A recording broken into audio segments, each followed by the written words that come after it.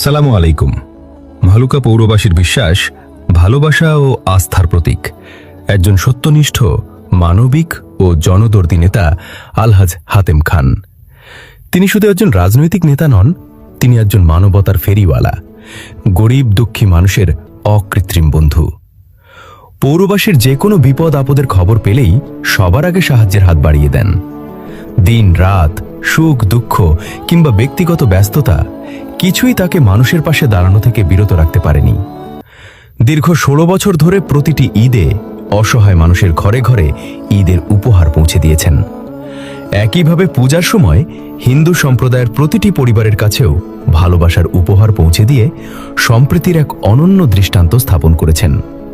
শুধু তাই নয়, বিভিন্ন সামাজিক ও ধর্মীয় প্রতিষ্ঠানের উন্নয়নমূলক কর্মকাণ্ডেও তিনি সব সময় সহযোগিতার হাত বাড়িয়ে দিয়েছেন।